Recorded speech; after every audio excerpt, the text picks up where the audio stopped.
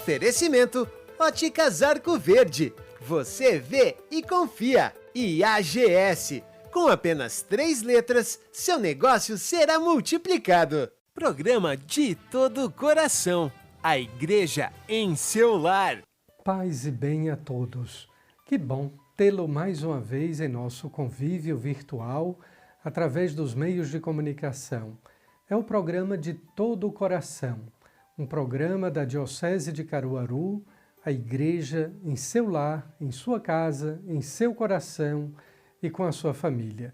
O programa que reflete a Palavra de Deus, que tem aquela direção ou direcionamento espiritual seguro com o Padre Aloísio e as indicações litúrgicas com o Padre Adriano Davi.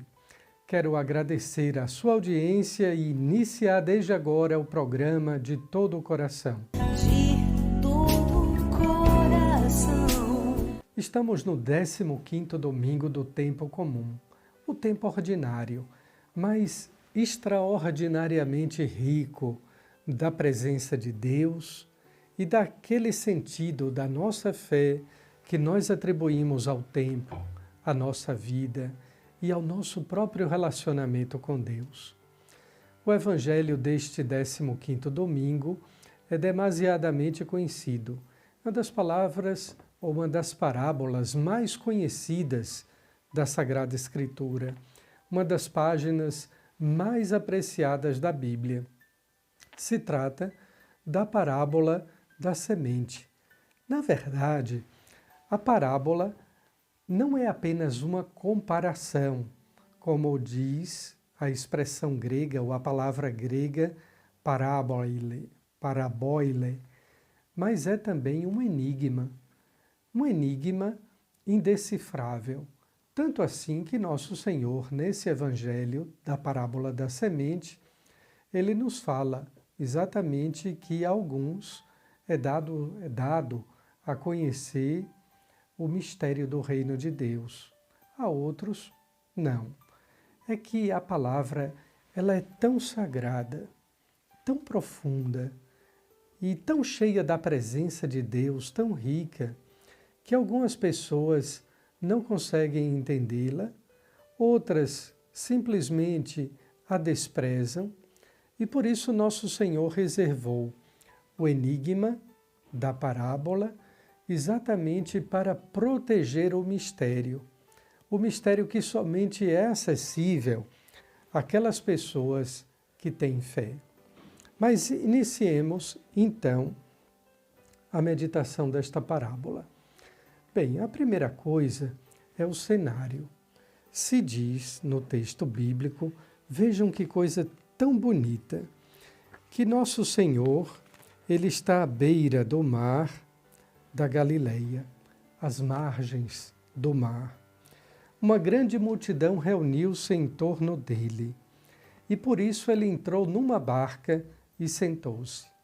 Certamente o mar estava calmo, não havia um vento impetuoso, nada que pudesse dissipar o som daquela voz mansa e terna do Filho de Deus. A multidão à beira do mar, porém sedenta de ter uma palavra que pudesse saciar a sua sede do infinito. Jesus então sobe numa barca para poder falar à multidão que estava à beira do mar.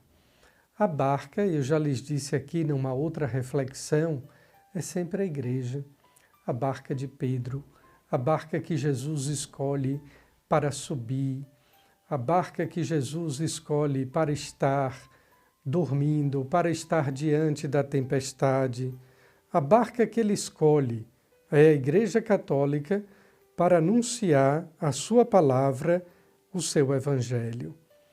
Pois bem, a multidão ali de pé na praia somos todos nós, de pé na Assembleia Litúrgica. A palavra é uma autobiografia, a parábola da semente é uma autobiografia de Jesus. Pois não nos esqueçamos jamais, ele é o Verbo que se fez carne, é a palavra eterna do Pai. Então, Essa semente que é comparada com a palavra é o próprio Cristo. É Ele mesmo que nos diz que Ele muitas vezes deseja e quer chegar aos corações que são quais uma terra fértil. E aqui a gente pode imaginar muito bem o sentido. Ele está falando para pessoas que moram no campo, cuja realidade cultural era a agricultura, e Jesus faz uma comparação belíssima da palavra dele mesmo que cai em terra boa. A semente que cai em terra boa. Vejam só os atributos de uma terra boa e fértil. A primeira coisa é a humildade.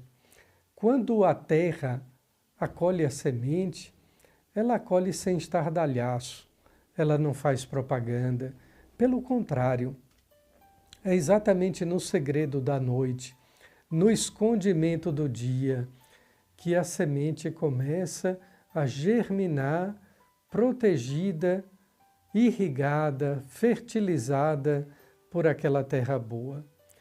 A segunda característica, depois da humildade da terra, é exatamente a fecundidade. Toda boa semente produz fruto. Toda palavra boa que cai em nosso coração, que germina em nossa alma, é fecunda. Produz uma meditação, produz uma reflexão, uma oração, e a gente passa daquela reflexão, não é que é mesmo? Não é que é verdade? Para a oração, sim, Senhor, eu creio. Eu te peço, Senhor, que esta palavra frutifique em minha vida, que essa palavra me dê consolo, se essa palavra me der ânimo para que eu possa ser um cristão melhor. A palavra se faz meditação, se faz oração, a palavra também se faz carne em nossa vida. Tudo isso é a fecundidade da fé operada ou fertilizada pela graça de Deus. À luz dos santos padres, especialmente São João Crisóstomo, padroeiro do nosso Instituto de Teologia de Caruaru, como também de Santo Tomás de Aquino, terreno pedregoso, terreno cheio de espinhos, os espinhos sempre simbolizam o dinheiro e o apego às riquezas. São coisas pontiagudas que têm poder de sufocar a semente.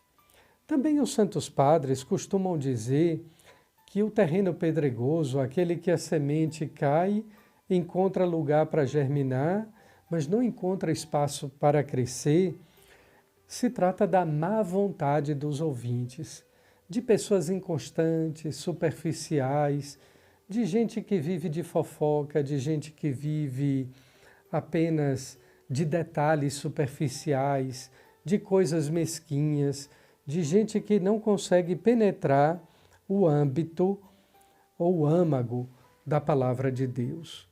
Portanto, os apóstolos são aqueles felizes. Bem-aventurados sois vós, felizes são vocês, que recebem a graça que não foi concedida aos patriarcas, aos profetas da antiga aliança, que era exatamente de ver e de ouvir o divino Salvador. Nós temos essa possibilidade que nos é dada pela fé, pela revelação da palavra de Deus. Somos almas que não damos as costas a Deus. Não somos criaturas marcadas pela desordem das nossas paixões. Pelo contrário, nós temos um coração que é uma terra humilde e fecunda, e não um terreno duro, um terreno de terra batida. Não queremos ficar na superficialidade da palavra. Queremos sim ser homens e mulheres da palavra de Deus, homens e mulheres fecundos no amor, que geramos vida, solidariedade e perdão. Quanta coisa bonita nós temos na palavra de Deus, neste evangelho do evangelista São Mateus. Mas eu queria terminar essa meditação com um trecho da carta de São Paulo aos Romanos, capítulo 8, versículo 18. E essa palavra é dirigida a quem sofre.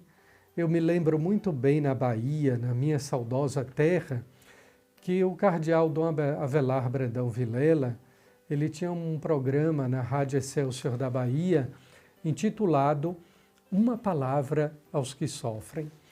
Pois bem, eu queria também dizer, no final dessa meditação, uma palavra aos que sofrem.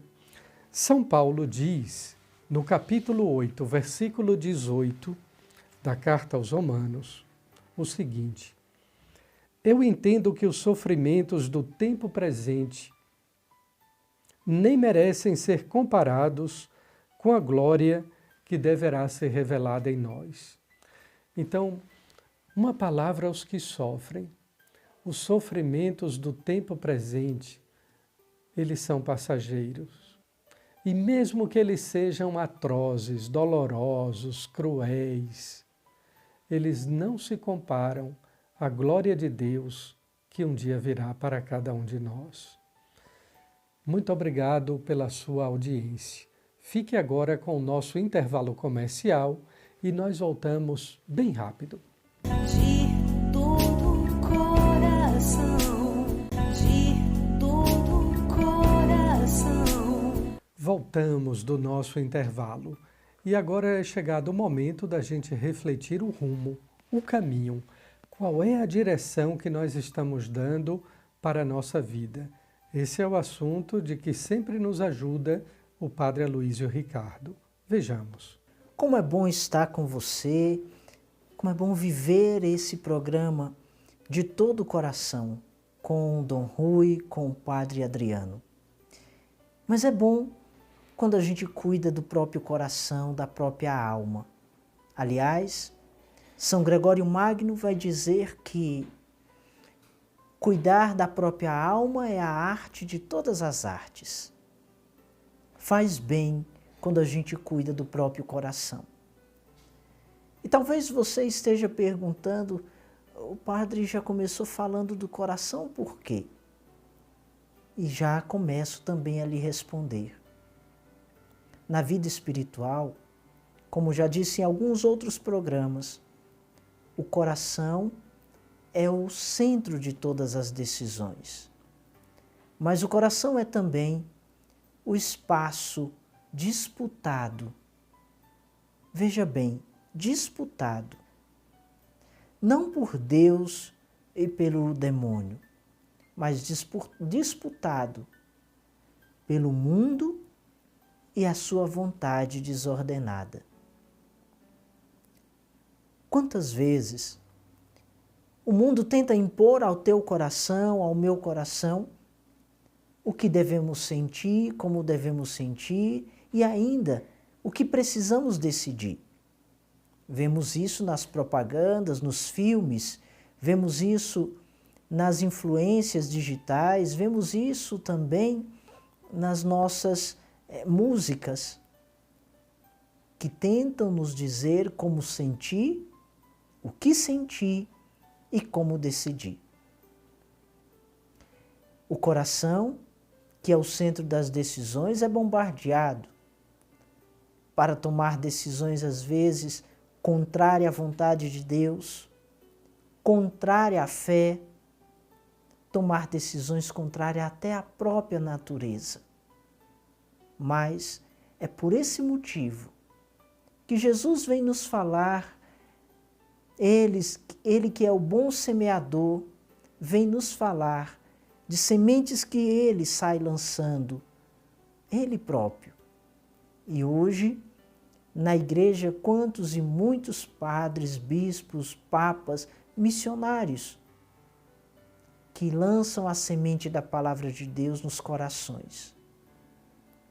É bem verdade que o coração passa por algumas fases. E no evangelho desse domingo, Jesus vai nos mostrar que o semeador saiu a semear e algumas sementes ele deixa cair, ele lança num terreno. E esse terreno é muito pedregoso. Mas anterior, ele vai nos dizer que lança à beira do caminho. Depois, lança em um terreno que está cheio de espinhos, que não foi limpado. E depois, num terreno que foi preparado. Os discípulos, como nós, às vezes ficamos sem compreender nas parábolas de Jesus o que ele deseja nos dizer.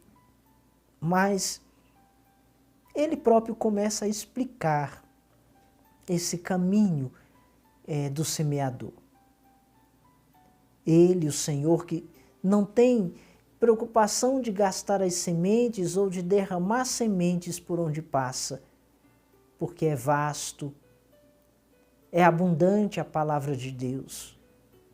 Mas ele deixa cair à beira do caminho. Quantas vezes nós decidimos fazer o nosso caminho com Deus, mas caminhamos sem uma organização da alma, organização de vida. Vamos indo. No Evangelho, a comparação é aqueles que recebem a semente que cai à beira do caminho, os pássaros vêm e comem. Ou seja, não ficou com você esse alimento da palavra, não ficou no seu coração. Ficou naquele momento do caminho.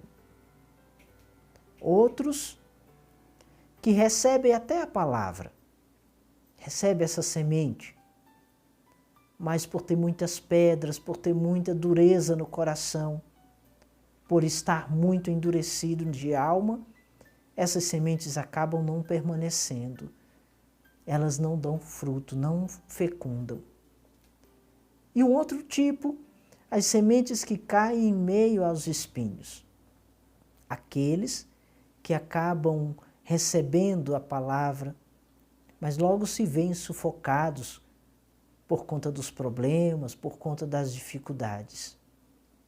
Alguns até recebem a semente também, mas veem-se preocupados com seus afazeres, com a sua própria vida e acabam esquecendo que Deus é aquele que dá na palavra a sustentação para todas as coisas e para o bem do homem. Meu irmão, minha irmã, vale observar que tipo de coração nós temos e assim podermos preparar esse coração para que ele receba a palavra e frutifique 100%. Que Deus abençoe a sua vida. Liturgia é vida, mas liturgia é vida espiritual, não é uma vida teatral. É uma vida espiritual que nos é proporcionada pela fé para que nós obtenhamos a graça de Deus. Quem canta reza 2 vezes, não é? Mas será que nós cantamos com fé? Cantamos aquilo que é palavra de Deus? É exatamente isso que Padre Adriano Davi vai nos ajudar a entender para rezarmos bem e cantarmos melhor. Bom dia, meus queridos irmãos e irmãs. Mais uma vez a gente se encontra no nosso programa De Todo o Coração. Estamos no nosso bloco sobre a liturgia, estudando cada vez mais, nos aprofundando, tentando, na medida do possível, responder aquelas perguntas litúrgicas, aqueles questionamentos litúrgicos que a gente sempre tem. Nós estamos fazendo todo um bloco, todo um momento de estudo sobre a música litúrgica, sobre a música ritual. E já há 2 sábados a gente tem conversado sobre isso. Sábado passado, não sei se você ainda se recorda, falávamos sobre o repertório litúrgico. Qual é o canto que a gente deve escolher para que ele possa servir, ser útil à liturgia? E a gente dizia que o canto, por excelência, ele está sempre a serviço da palavra, a serviço da assembleia e a serviço do rito. Quando a gente pensa em canto, música, letra, sempre a serviço. Lembrem-se sempre disso. A música litúrgica, a música ritual, não é uma coisa à parte da liturgia, uma coisa à parte da celebração um show, um teatro. Não. A música faz parte, é parte integrante do rito, é parte integrante da liturgia, mas ela sempre se coloca a serviço da palavra, a serviço da assembleia, a serviço do rito. E agora, a partir deste nosso programa, este mais um, acredito eu, nós iremos conversar sobre a música em cada momento da celebração da Eucaristia, principalmente. Primeira música, vamos dizer assim, o primeiro canto que o Ministério de Música deve pensar é o canto de abertura. O canto de abertura da missa, o canto de entrada, como a gente chama, ele tem alguma função, não é um canto qualquer. Não é porque, vamos cantar alguma coisa para o padre entrar e iniciar a missa. Não. Prestem atenção no que a Instrução Geral do Missal Romano diz no número 47. Diz que a finalidade do canto de entrada é abrir a celebração, promover a união da Assembleia, introduzir no mistério do tempo litúrgico ou da festa e acompanhar a procissão do sacerdote e dos ministros. Então são 4 funções o canto de abertura. Veja que não é só cantar alguma coisa para o padre entrar. Não, 4 funções. Primeira delas, abrir a celebração. Então, o canto de abertura dá início à celebração. Então, o missal deixa lá, tendo reunido o povo, então o povo estando pronto, a comunidade estando pronta, inicia-se o canto de abertura. Então, o canto de abertura dá início à celebração, abre a celebração. Primeira função. Segunda função, promover a união da Assembleia. Ou seja, o canto de abertura tem a finalidade de formar corpo. Se eu escolho um canto que só o Ministério de Música canta, não está cumprindo a segunda função daquilo que a Igreja pede. A Igreja pede que o canto de abertura tenha esta finalidade, unir a Assembleia, formar corpo. Então deve ser um canto, lógico, que todo mundo cante. A terceira função do canto de abertura é introduzir no tempo, introduzir a festa, introduzir no mistério celebrado. Ou seja, não pode ser o mesmo canto de abertura para toda a missa. Quando a gente escuta o canto de abertura X, eu já sei, é Quaresma.